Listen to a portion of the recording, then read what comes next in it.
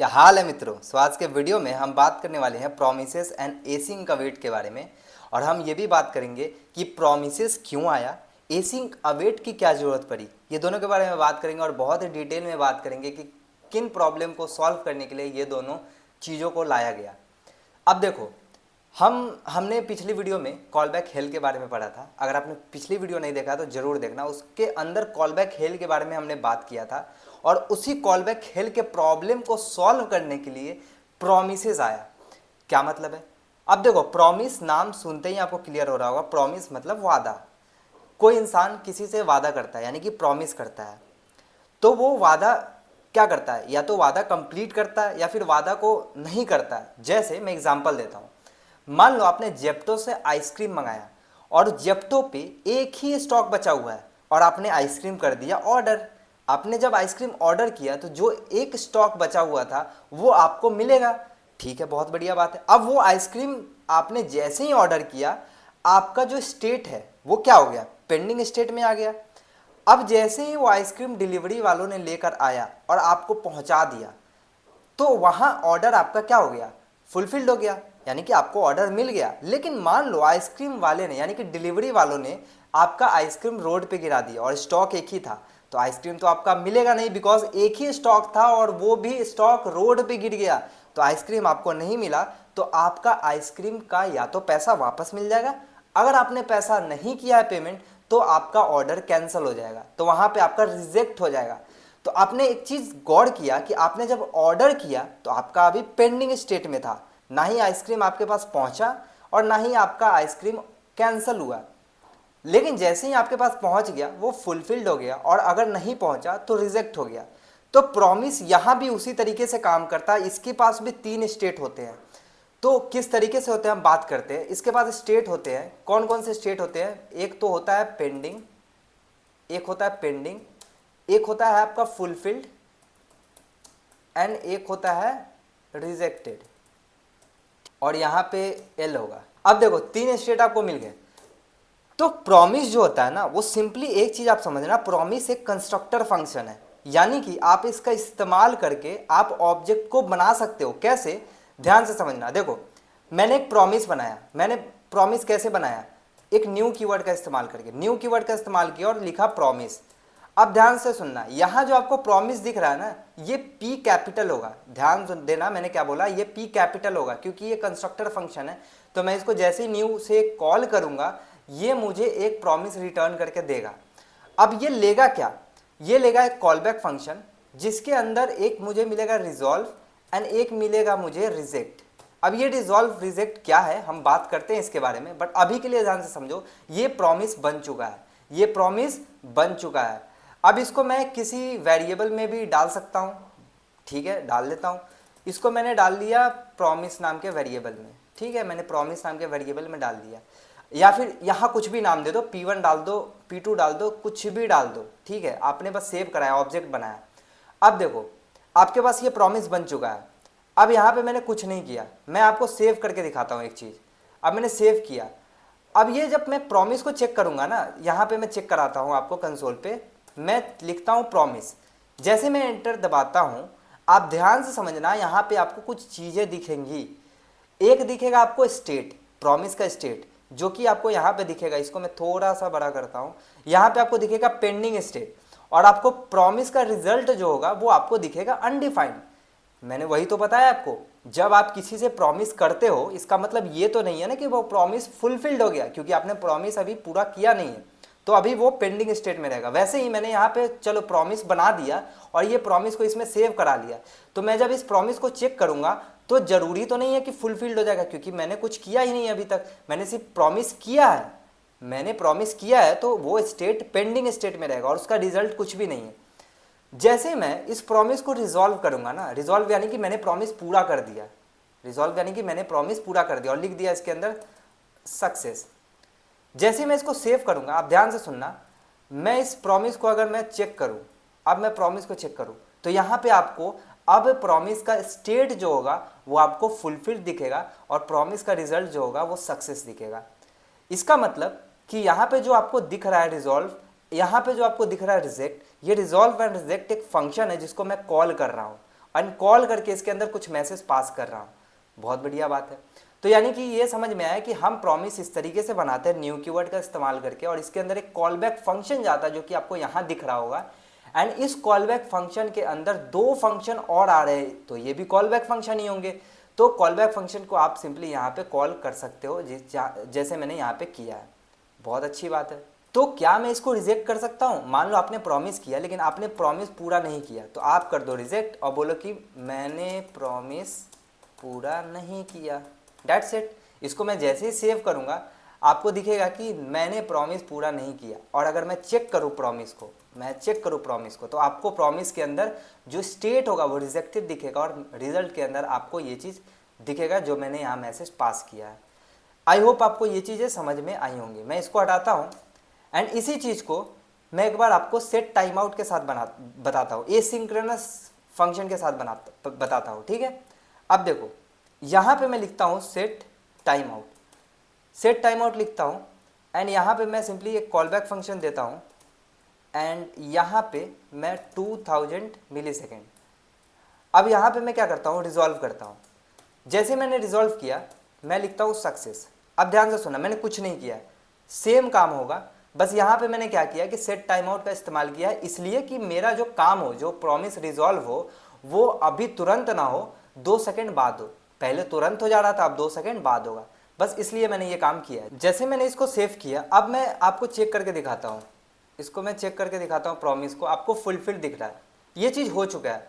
But मैं चाहता हूँ इसको 2 सेकंड बाद हो, तो मैं इस प्रॉमिस को कंज्यूम कर सकता हूँ। ये मैंने प्रॉमिस बनाया है अभी, अब इस प्रॉमिस को मैं कंज्यूम करूँगा। और ज़्यादातर आप कंज्यूम ही करोगे, क्योंकि जब आप एपीआई से आप चीज़ें फेच करोगे तो आपको वहाँ पे आपको प्रॉमिस ही रिटर्न देगा वो। जब मान लो कि आपने किसी वेबसाइट पे लॉगिन किया और वहाँ पे आपने कुछ डेटा फेच किया, जैसे ही आप फेच करोगे ना तो आपको प्रॉमिस मिलेगा। अब उस प्रॉमिस को आप रिजॉल्व करके उस प्रॉमिस पे दैन कैच लगा के, क्या होता है दैन कैच अभी बात करेंगे, बट वहाँ पे आपको प्रॉमिस का आउटपुट मिलेगा। कैसे, ध्यान से समझना।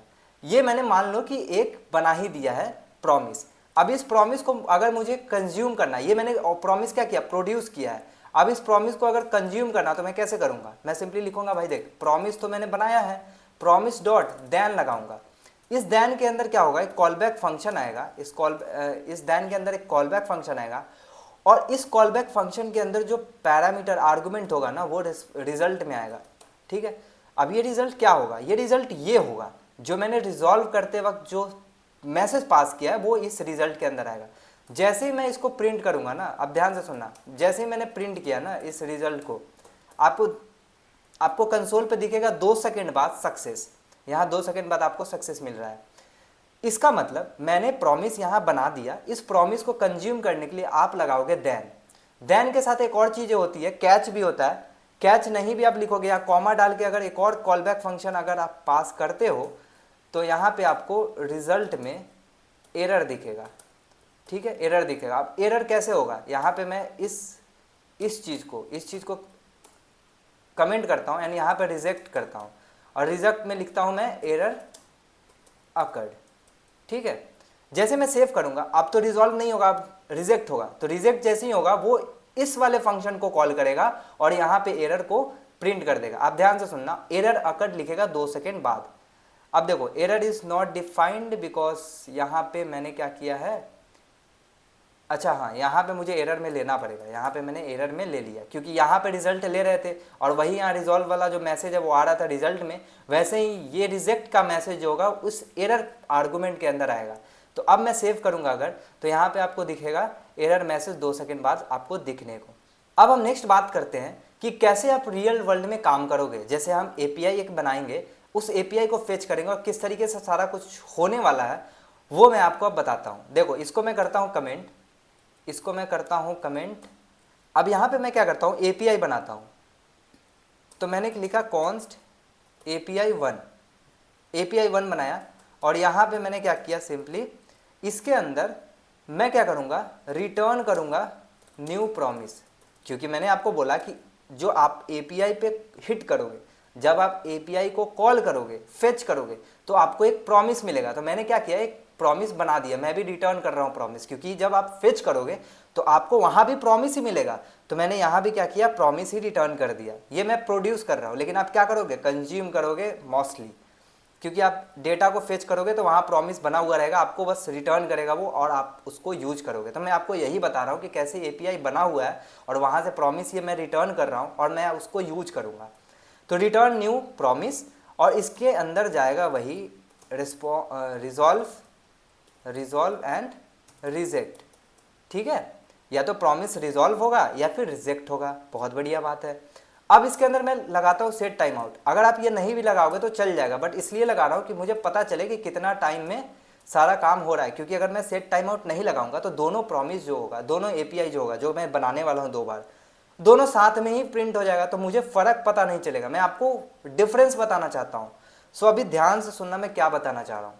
मैंने लगाया सेट टाइम आउट एंड इसके अंदर मैं सिंपली करूँगा 2 सेकेंड बाद, ठीक है, 2 सेकेंड बाद मैं प्रिंट करूँगा क्या, मैं प्रिंट करूँगा सिंपली console.log, या फिर रिजॉल्व करता हूँ ना, मैं सिंपली लिखूँगा रिजॉल्व एंड रिजॉल्व करूँगा मैं और लिखूँगा सक्सेस। ठीक है, मैंने सक्सेस लिख दिया। अब जब इसे प्रॉमिस को कंज्यूम करना होगा तो मैं कैसे करूँगा, मेरे पास प्रॉमिस बना हुआ है, फंक्शन बना हुआ है, मैं सिंपली लिखूँगा API 1, इसको कॉल करूँगा। जैसे ही इसको कॉल किया नया प्रॉमिस मुझे मिलेगा। क्यों मिलेगा, क्योंकि भाई इस फंक्शन को जब मैं कॉल कर रहा हूँ तो मुझे रिटर्न कर रहा है एक नया प्रॉमिस। तो इस प्रॉमिस को मैं यहाँ पे सेव करा सकता हूँ P1 में।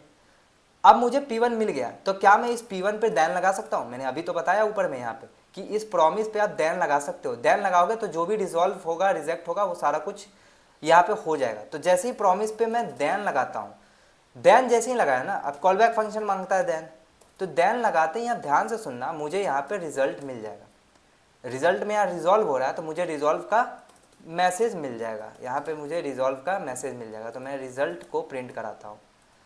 अब जैसे ही मैंने प्रिंट कराया ना, आप ध्यान से सुनना, 2 सेकेंड बाद यहाँ पे आपको सक्सेस का मैसेज मिल जाएगा। अगर यहाँ रिजेक्ट होता तो रिजेक्ट का मैसेज मिल जाता, उसका कोई दिक्कत नहीं है। बस मैं आपको क्या समझा रहा हूँ कि ये मैंने एपीआई बनाया और इस एपीआई को कॉल किया तो आपको मिला प्रॉमिस, अब उस प्रॉमिस पे आपने दैन लगा दिया, दैट्स इट। और रिजल्ट में आपको क्या मिलता है, रिजल्ट में जो आप रिजॉल्व करने के बाद जो मैसेज पास करते हो वही आपको रिजॉल्व में मिल जाता है। बढ़िया बात है। तो मैं ये क्यों बता रहा हूँ, मैं आपको बताना चाह रहा हूँ कि चेनिंग क्या होता है। प्रॉमिस चेनिंग इसलिए बताना चाहता हूँ क्योंकि मैंने आपको बोला प्रॉमिस आया ही इसलिए ताकि हम कॉल बैक हेल को सॉल्व कर सके, मतलब वो प्रॉब्लम को सॉल्व कर सके, जो इतना लंबा चेनिंग हो रहा था, जो इतना कॉम्प्लेक्स हो रहा था कॉल बैक हेल में, उसको सॉल्व कर सके। तो इसके अंदर भी हम 2 एपीआई बनाते हैं, 2 एपीआई नहीं 3 एपीआई बना लेंगे, कोई दिक्कत नहीं है। फिर मैं आपको बताऊंगा कि किस तरीके से कॉल बैक हेल के प्रॉब्लम को सॉल्व कर रहा है। इसके अंदर भी मैं वही चीज़ करूँगा, रिटर्न करूँगा नया प्रॉमिस को, और यहाँ पे मैं सेट टाइम आउट लगाया और यहाँ पे सारा कुछ यही रहेगा। बस यहाँ पे क्या करूँगा, यहाँ पे लिख देता हूँ API 2 सक्सेस, ठीक है, और यहाँ पे लिख देता हूँ API 1 सक्सेस, ठीक है, बहुत बढ़िया बात है। अब इस सेकेंड वाले API को भी मैं इसी तरीके से कर सकता हूँ, P1 एंड API 2। अच्छा, एक और चीज़, यहाँ पे मैं क्या कर रहा हूँ, API 2 को कॉल किया, ध्यान से सुनना, मैं यहाँ पे API 2 को कॉल कर रहा हूँ, यहाँ P2 होगा। अब जैसे ही मैंने API 2 को कॉल किया तो मैंने P2 में सेव करा लिया, यानी कि प्रॉमिस 2 हो गया। अब इस P2 पे मैं लगा रहा हूँ दैन। क्या मैं इसी काम को इस तरीके से नहीं कर सकता हूँ कि API 2 को कॉल करा लो और इस तरीके से, और उसी पे दैन लगा दो, इसी पे इस तरीके से दैन लगा दो? बिल्कुल कर सकता हूँ, ये तो और काम आसान हो गया। तो इसी तरीके से मैं यहाँ भी कर देता हूँ, इसी तरीके से मैं यहाँ भी कर देता हूँ, दैन लगा देता हूँ एंड यहाँ पे इस चीज़ को हटा देता हूँ, ठीक है, बहुत बढ़िया। अब दैन लगाते ही फिर से कॉल बैक फंक्शन मिलेगा और इसके अंदर क्या करूँगा, console.log एंड रिजल्ट में प्रिंट कर दूँगा। अब यहाँ रिजल्ट आएगा और रिजल्ट क्या होगा, ध्यान से सुनना, मैं जैसे ही सेव करूँगा ना, ये 2 सेकेंड बाद ये API 1 सक्सेस प्रिंट होगा और उसी समय API 2 सक्सेस प्रिंट होगा। कहने का क्या मतलब है, पहले देख लो फिर मैं समझाता हूँ। मैं सेव करता हूँ इसको। अब 2 सेकेंड बाद ये success API 1 success API 2 success दोनों साथ में होगा, बट मैं ऐसा चाहूँगा ही नहीं ना, मैं चेनिंग करना चाहता हूँ। मैं चाहता हूँ API 1 जब सक्सेस हो जाए, मतलब मैंने फेच किया 2 API को, पहला API जब सक्सेस होगा तभी दूसरा एपीआई फेच होके उसका वैल्यू मिले, मैं ये चाहता हूँ। सो आप बोलोगे कि ठीक है, इसमें क्या दिक्कत है, इसको कट करो और इसके अंदर यहाँ पे ऐसे पेस्ट कर दो। जैसे ही आप पेस्ट करोगे आपको दिखेगा कि यहाँ पे एपीआई 1 जैसे ही रिजल्ट मिलेगा, रिजल्ट प्रिंट कर देगा, एंड यहाँ पे एपीआई 2 सक्सेस मिल जाएगा। यानी कि एपीआई 1 2 सेकंड बाद, फिर अगले 2 सेकंड बाद जब ये काम हो जाएगा तब अगले 2 सेकंड बाद एपीआई 2 को कॉल करो और तब उसका जो भी मैसेज है वो प्रिंट आपको मिल जाएगा। मैं आपको सेव करके दिखाता हूँ, ठीक है। यहाँ पे मैंने कंट्रोल एस किया, अब देखो 2 सेकंड बाद मुझे एपीआई 1 सक्सेस मिला, 2 सेकंड बाद मुझे एपीआई 2 का सक्सेस मिला। बोलोगे ठीक है, यही कॉल बैक हेल्थ तो यही था, इसके अंदर मैं एपीआई 3 भी बना सकता हूँ। तो ठीक है, बनाता हूँ एपीआई 3 को भी। यहाँ पे मैंने कॉपी किया एंड यहाँ पे मैंने पेस्ट किया। मैं यहाँ पे लिखता हूँ एपीआई 3 एंड यहाँ पे मैं लिखता हूँ एपीआई 3 सक्सेस। बोलोगे ठीक है, एपीआई 3 करना है ना, तो कोई बात नहीं है, मैं इसको क्या करूँगा, कॉपी करूँगा और इसके अंदर मैं करूँगा एपीआई 3 को कॉल। मैं बोलूँगा कि देख भाई, एपीआई 3 हो जाए, सॉरी एपीआई 1 हो जाए तो एपीआई 2 को करो, एपीआई 2 हो जाए तो एपीआई 3 को यहाँ पे कर दो। बोलोगे भैया ये तो ठीक है, ये तो ठीक है, मैंने सेव किया, एपीआई 1 पहले सक्सेस लिखेगा, फिर एपीआई 2 सक्सेस लिखेगा 2 सेकंड बाद, फिर एपीआई 3 को सक्सेस लिखेगा 2 सेकंड बाद। आप बोलोगे ठीक है, ये तो समझ में आ गया, बहुत बढ़िया बात है, बट प्रॉब्लम कहाँ सॉल्व हुआ? आपने तो बोला प्रॉब्लम सॉल्व हो जाएगा, कॉल बैक हेल का प्रॉब्लम सॉल्व हो जाएगा, ये तो और भी मुझे कॉम्प्लेक्स लग रहा है। ठीक है, इसको और आसान करने के लिए क्या कर सकते हैं, आप क्या कर सकते हो, यहाँ पे जो आप देन लगा रहे हो ना, आप सिंपली क्या कर सकते हो, यहाँ पे देन ना लगा के आप सिंपली एपीआई 2 को रिटर्न करा सकते हो। मैंने क्या बोला, रिटर्न करा दो एपीआई 2 के कॉल को, कॉल करो। यानी कि मैं कह रहा हूं कि देखो एपीआई 1 पे आपने देन लगाया, उसका रिजल्ट जैसे ही आया वैसे ही आप क्या करो, एपीआई 2 को रिटर्न कर दो। अब मैंने क्या बोला, जैसे ही आप फंक्शन कॉल करोगे एपीआई 2 को, तो यहाँ पे मैंने जब एपीआई 2 बनाया है तो ध्यान से समझना, बहुत ही ध्यान से समझना, एपीआई 2 फंक्शन को जब मैं कॉल कर रहा हूं तो मुझे प्रॉमिस ही तो रिटर्न मिल रहा है। इसका मतलब कि अगर मैं यहाँ रिटर्न करूँ एपीआई 2 के कॉल करके तो मुझे प्रॉमिस ही मिलेगा। तो मैं फिर से यहाँ पे देन लगा सकता हूँ, इस तरीके से फिर से यहाँ पे देन लगा सकता हूँ। बोलोगे ठीक है भैया, एक सेकंड कुछ गड़बड़ हुआ है, हाँ यहाँ पे ये गड़बड़ हुआ था, यहाँ पे मुझे क्या एंटर दबाना है, फिर देन लगा सकता हूँ। ठीक है, और इस तरीके से कॉल बैक फंक्शन आएगा और इसके अंदर भी रिजल्ट आएगा। बोलोगे ठीक है, रिजल्ट आ गया, तो हम क्या करें अब, तो कंसोल डॉट लॉग रिजल्ट को प्रिंट कर दो। बोलोगे ठीक है भैया, यहाँ पे फिर से मैं क्या रिटर्न करा सकता हूँ, तो बोलूँगा मैं हाँ ठीक है, एपीआई 3 को रिटर्न करा दो। कब, जब एपीआई 1 और 2 का काम हो गया तो एपीआई 3 रिटर्न करा दो। एपीआई 3 कॉल किया और रिटर्न करा दिया मैंने, तो एपीआई 3 जब कॉल करूँगा तो मुझे प्रॉमिस ही तो रिटर्न हो रहा है, तो क्या मैं फिर से प्रॉमिस पे यहाँ देन लगा सकता हूँ? तो मैंने इधर पे देन लगा दिया। तो क्या ये चीज़ आपको कॉल बैक हेल से ज़्यादा आसान नहीं लग रहा? क्या ये कॉल बैक हेल से ज़्यादा आसान नहीं लग रहा? यहाँ पे मैंने सेव किया और ये ध्यान से समझना, यहाँ पे 2 सेकंड बाद आपको प्रिंट होता हुआ दिखेगा, फिर अगले 2 सेकंड बाद, फिर अगले 2 सेकंड बाद। तो इस तरीके से आपको यहाँ पे result is not defined, why, क्योंकि यहाँ पे मैंने रिजल्ट नहीं लिखा है। अब मैं सेव करता हूँ, यहाँ पे आपको 1 सेकंड बाद दिखेगा, पहला एपीआई फेच होके, फिर दूसरा एपीआई फेच होके, फिर तीसरा एपीआई फेच होके दिखेगा। ठीक है, बहुत बढ़िया बात। तो ये आप समझ चुके होंगे कि कैसे हम प्रॉमिस का चेनिंग कर रहे हैं और किस तरीके से ये कॉल बैक हेल के प्रॉब्लम को सॉल्व कर रहा है। बहुत बढ़िया बात है।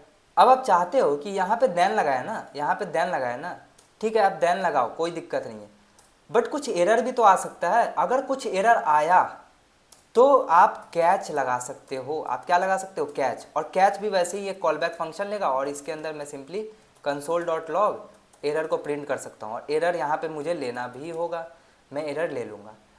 अब यहाँ पे मान लो एरर आ गया, मान लो मैंने रिजॉल्व नहीं किया, मैंने मान लो रिजेक्ट कर दिया, और यहाँ मैंने लिख दिया एपीआई 3 फेल्ड।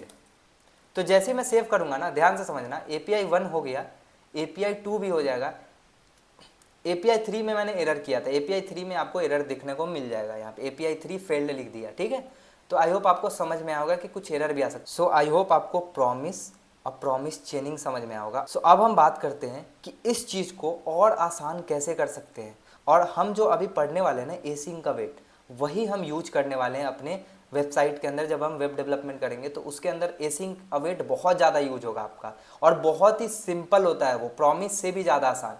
तो अब हम उसके बारे में बात करते हैं। आई होप आपको प्रॉमिस समझ में आया होगा कि कैसे कॉलबैक हेल्प के प्रॉब्लम को सॉल्व करता है प्रॉमिस, और प्रॉमिस को भी सॉल्व करेगा एसिंग अवेट, जिसके बारे में हम बात करते हैं। सो अब मैं बात करता हूँ एसिंग अवेट के बारे में। अब देखो, ये मैंने क्या किया है, ये ऊपर वाला जो API 1 था, API 2 था, API 3 का, इसको मैंने सिंपली कॉपी पेस्ट किया है ताकि मैं आपको एसिंग अवेट के बारे में बता सकूं कि कैसे प्रॉमिस को भी बहुत ज़्यादा आसान कर देगा एसिंग अवेट। अब देखो, प्रॉमिस में हम क्या कर रहे थे, प्रॉमिस में इस तरीके से हम API 1 पे लगा रहे थे, फिर रिटर्न कर रहे थे API 2 को, फिर उस पर दैन लगा रहे थे, इस तरीके से हम कर रहे थे। एसिंग अवेट में क्या करोगे, आप जो फंक्शन बनाओगे ना, इस फंक्शन में सिंपली एसिंग कीवर्ड का यूज करोगे और फंक्शन बनाओगे, मान लो F1, ठीक है, या फिर कॉल API करके मैं एक फंक्शन बनाता हूँ, और सिंपली ये क्या करेगा, API को कॉल करेगा। सो यहाँ पे जब मैं कॉल API को कॉल करूँगा ना, यहाँ पे ध्यान से समझना, कॉल API को जैसे ही कॉल करूँगा ना, यहाँ पे मुझे एक प्रॉमिस रिटर्न हो रहा है। इसका मतलब अगर मैं यहाँ पे सिंपल फंक्शन लगाऊँ और तब यहाँ पे सेव करके एंड यहाँ पे कॉल API को कॉल करूँ, तो यहाँ मुझे कुछ नहीं मिल रहा है, प्रॉमिस नहीं मिल रहा है। बट यहाँ जैसे ही मैंने एसिंक लगाया वैसे ही मुझे क्या मिल रहा है, कॉल API की वैल्यू यहाँ पे मुझे एक प्रॉमिस मिलेगा। मैं इसको सेव करूँगा, फिर मिलेगा, मैं यहाँ पे कॉल API को कॉल करूँगा, मुझे यहाँ प्रॉमिस मिल रहा है। इसका मतलब कि जब हम फंक्शन को एसिंक बनाते हैं तो हमें प्रॉमिस रिटर्न होता है बाय डिफ़ॉल्ट, हमें अलग से रिटर्न करने का ज़रूरत नहीं पड़ता है। बहुत बढ़िया बात है। सो मैं यहाँ पे इसको कॉल कर सकता हूँ। अब इस एसिंक्रोनस फंक्शन के अंदर मैं ये दैन कैच की जगह मैं अवेट का यूज करूँगा। जैसे ही मैं API 1 को कॉल करूँगा वैसे ही मैं इसको अवेट करूँगा। जैसे मैंने अवेट किया ना, अब ये क्या होगा, API 1 जब तक कंप्लीट नहीं होगा तब तक API 2 कॉल नहीं होगा। तो मैं इसको रिस्पॉन्स 1 में सेव करा लेता हूँ। अब मैं इसको वैसे ही रिस्पॉन्स 2 बना लेता हूँ, रिस्पॉन्स 3 बना लेता हूँ। तो यहाँ पे मैं सिंपली क्या करूँगा, API 2 को कॉल किया एंड यहाँ पे मैं API 3 को कॉल किया। अब मुझे API 1, API 2 और API 3 का रिस्पॉन्स मिल जाएगा। तो मैं सिंपली अगर इसको मैं सेव कराऊँ और यहाँ पे लेट सपोज मैं क्या करता हूँ, यहाँ पे मैं कंसोल करा देता हूँ सब जगह।